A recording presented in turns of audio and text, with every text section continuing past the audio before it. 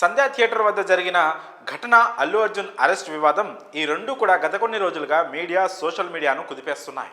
ఘటనలో బాధిత కుటుంబానికి అల్లు అర్జున్తో పాటు చిత్ర యూనిట్ కూడా అండగా ఉంటామని హామీ ఇచ్చారు.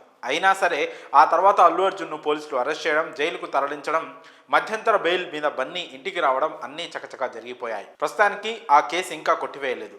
అయితే ఈ ఘటనలో అల్లు అర్జున్ అరెస్ట్ కావడంతో రెండు ప్రధానమైన డౌట్స్ హాట్ టాపిక్గా మారుతున్నాయి.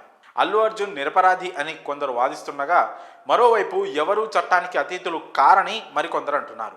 ఈ నేపథ్యంలో సోషల్ మీడియాలో రెండు లేఖలు తెగ చక్కర్లు కొడుతున్నాయి.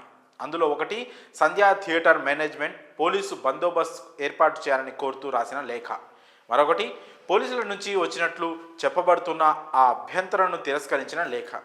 ఈ రెండు లేఖల చుట్టూ అసలు నడుస్తున్న చర్చలో నిజమెంత అనే డౌట్స్ క్రియేట్ అవుతున్నాయి. సంధ్యా థియేటర్ మేనేజ్మెంట్ నుంచి వచ్చిన లేఖ చూస్తుంటే అది అధికారిక లెటర్ హెడ్ మీద ఉండడం విశేషం. పుష్ప 2 చిత్ర బృందం స్పెషల్ షోకు హాజరవుతున్న నేపథ్యంలో పోలీసుల సహాయాన్ని కోరుతూ రాసినట్లు స్పష్టంగా కనిపిస్తోంది. అయితే రెండో లేఖ పోలీస్ డిపార్ట్మెంట్ నుంచి వచ్చినట్లు చెబుతున్నా అది మాత్రం చేతితో రాసిన లేఖలా ఉండడం గమనార్హం.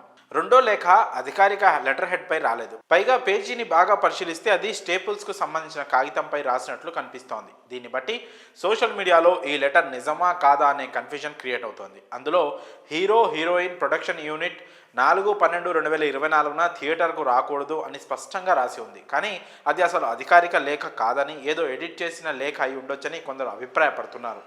అల్లు అర్జున్ అభిమానులు ఈ లేఖను తీవ్రంగా ప్రశ్నిస్తున్నారు. పోలీసుల నుంచి వచ్చిన లేఖ నిజమేనా, అది డిపార్ట్మెంట్ అధికారిక లెటర్ హెడ్ పై ఎందుకు లేదన్నది ప్రధానంగా చర్చకు దారితీస్తోంది. లేఖ అసలైందా లేదా అనే అంశం కేసులో కీలక పాత్ర పోషించనుందని విశ్లేషకులు భావిస్తున్నారు. ఇక అల్లు అర్జున్కు జనవరి 12వ తేదీ వరకు మధ్యంతర బెయిల్ ఇచ్చిన విషయం తెలిసిందే. కానీ ఈ రెండు లేఖలు ఇప్పుడు సామాజిక మాధ్యమాల్లో వైరల్ అవుతుండడంతో కేసు మరింత కీలకంగా మారింది. దీంతో ఇప్పుడు ఈ కేసుపై మరిన్ని సందేహాలు మొదలయ్యాయి. దీనికి సంబంధించి మరిన్ని విషయాలు తెలియాల్సి ఉంది. మరి ఈ విషయంపై మీ అభిప్రాయాలను కామెంట్స్ రూపంలో తెలియజేయండి.